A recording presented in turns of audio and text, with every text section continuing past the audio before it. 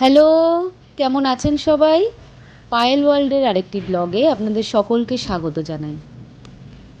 আকাশটা দেখেছেন? বেশ মেঘমেঘ করে এসছে না? বেশ ভালো লাগছে।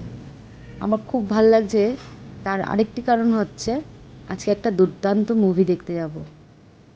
আর মানে আমি অ্যাকচুয়ালি এই ক্যারেক্টারটা আগে কখনো দেখিনি। দেখি কেমন হয়।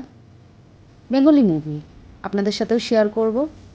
সকাল সকাল একটু আদা গুঁড়ো দিয়ে একটু চা বসিয়ে দিয়েছি, একটু ঠান্ডা ঠান্ডা বোধ হচ্ছে। আর এই সিজনে মোটামুটি একটু ফ্লু তো সবারই হচ্ছে, ঠান্ডা জ্বর সর্দি, কিন্তু সেটা আমার যদিও এখনও হয়নি। একটু কীরকম জানি মনে হচ্ছে ঠান্ডা লেগেছে, ওই জন্য একটু আদা দিয়ে চা খেলাম। আর তার সাথে আজকে একটা স্যান্ডউইচ খেয়েছি, সেটাও আপনাদের সাথে শেয়ার করব কীভাবে বানালাম। সকাল সকাল সেই জন্য আমি একটা জিনিস অর্ডার দিয়েছি। এটা তো রোজকার একটা ওটসের বিস্কুট, এটা খুবই ভালো, কিন্তু আমি যদি বিস্কুট খাই না, এমার্জেন্সি আমাকে একটু বিস্কুট এনে রাখতে হয়, তাই এনে রেখেছি। এইটি হচ্ছে কোনো ময়দা নেই, সোরডো ব্রেড বলে।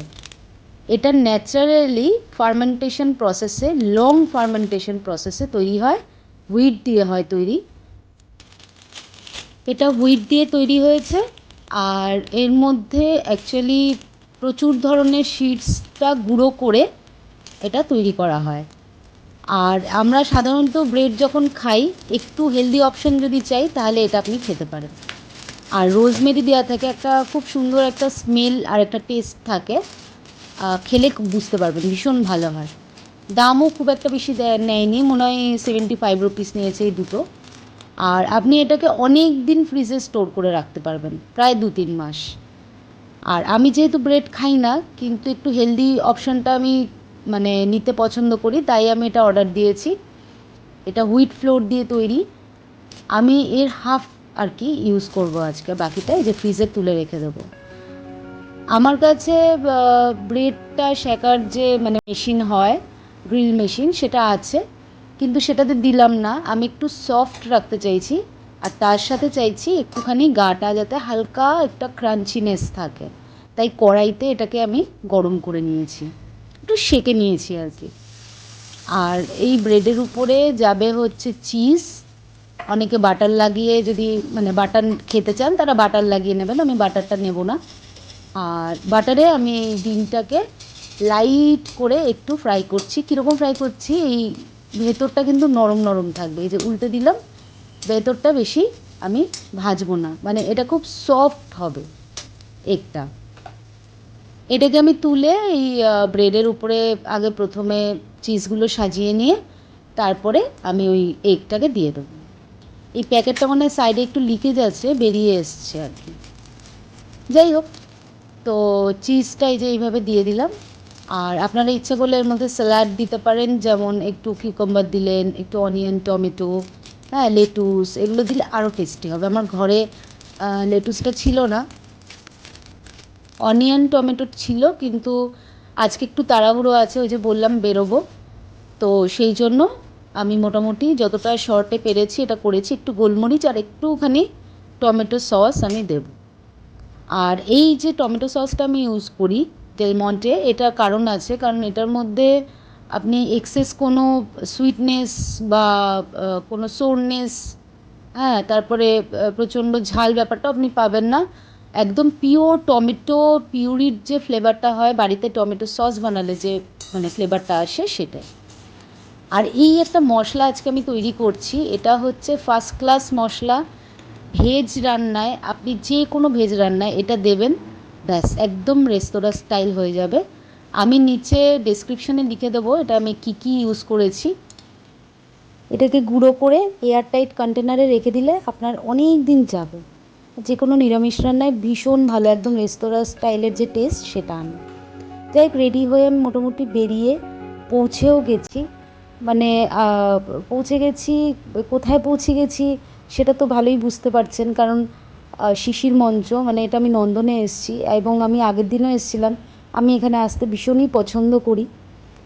আর এই তো রবীন্দ্র সদন পৌঁছে গেছি। কথা বলতে বলতে আপনার সাথে আমি পৌঁছেও গেছি। ওয়েদারটা আজকে ভীষণ ভালো আর কি, বুঝলেন তো। আর একটু এরকম ঠান্ডা ঠান্ডা ওয়েদার আছে বলেই বেশ ভালো লাগছে। বেশি রোদ থাকলে না একদম ভাল লাগে না, মানে গরমটার মধ্যে বেরিয়ে দেখবেন ঠিক স্বস্তি আসে না, তাই আর কি। কত লোক দেখেছেন আড্ডা মারছে, ছবি তুলছে, কথা আপনাদের সাথে বলতে বলতে মানে আমার এত মানে সুন্দরভাবে সময় কেটে যায়। আমি মানে সময় মানে কীভাবে যে কেটে যাচ্ছে আপনাদের কি বলবো। আমি দেখুন আমি এখানে চলেও এসেছি, এই নন্দন চত্বর আপনারা তো সকলেই জানেন। আর এই যে স্ট্যাচুটা দেখছেন না, এটা একটা গাছ কেটে তৈরি করা হয়েছে, কত ছোটোবেলা থেকে দেখছি। ভীষণ ভালো লাগে এই জায়গাটা, এরকম কালচারাল প্লেস কলকাতায় আর দুটি নেই।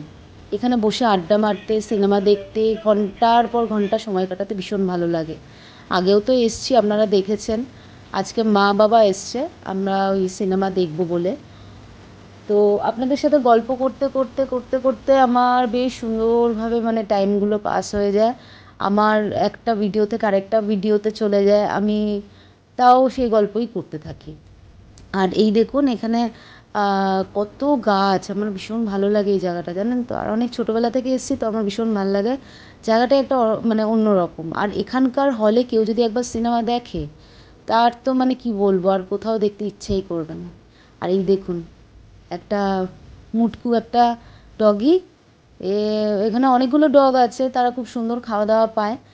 হচ্ছে সবচেয়ে মুটকু একটা ডগ, সবার সাথে বন্ধুত্ব, সবার সাথেই কথা বলে, সবার সাথেই বন্ধুত্ব। এখানে আমরা সবাই ওয়েট করছি, আস্তে আস্তে হলের মধ্যে ঢুকছি আর কি। আর এই নন্দনের হলটা সরকারি হল, টিকিটের প্রাইস অনেক কম, কিন্তু একটা অদ্ভুত রকমের ভালো লাগা আছে। যেরকম পরিষ্কার পরিচ্ছন্ন তেমনি বড় হল, বক্স মানে সাউন্ডের কোয়ালিটি ভীষণ ভালো, আর স্ক্রিনটা বিশাল বড়, চেয়ারে বসার অপশান ভীষণ ভালো। আমি জানি কলকাতার প্রত্যেকটা মানুষই একবার না একবার এখানে মুভি দেখেছেন, কিন্তু যারা দেখেননি আমি রিকোয়েস্ট করবো একবার আপনারা অন্তত একবার হলেও গিয়ে ওখানে মুভিটা দেখবেন, ভীষণ ভালো লাগবে। সবচেয়ে বড় কথা এত বড় স্ক্রিন যে দেখে খুব ভালো লাগে। আর ভীষণ বড় হল, মানে এখনকার দিনে যে মাল্টিপ্লেক্সে যে মুভি আইনক্স বা যাই হোক হয়েছে, প্রত্যেকটাই ভালো, খুবই ভালো, কিন্তু এই যে হলটার মানে হাইট অনেক বেশি, অনেক বেশি খোলামেলা, ওইটা আমার ভীষণ ভালো লাগে, মানে প্রচণ্ড স্পেসিয়াস আর কি, ভীষণ ভালো লাগে। যাই হোক, আজকে আমরা দেখতে এসেছি একেনবাবুকে। তো একেনবাবুর আমি কোনো ওয়েব সিরিজ আগে দেখিনি, শুনেছি ভীষণ ভালো উনি অ্যাক্টিং করেন, মিস্টার অনির্বাণ। মুভিটা এবার শুরু হবে, চলুন দেখে নেওয়া যাক।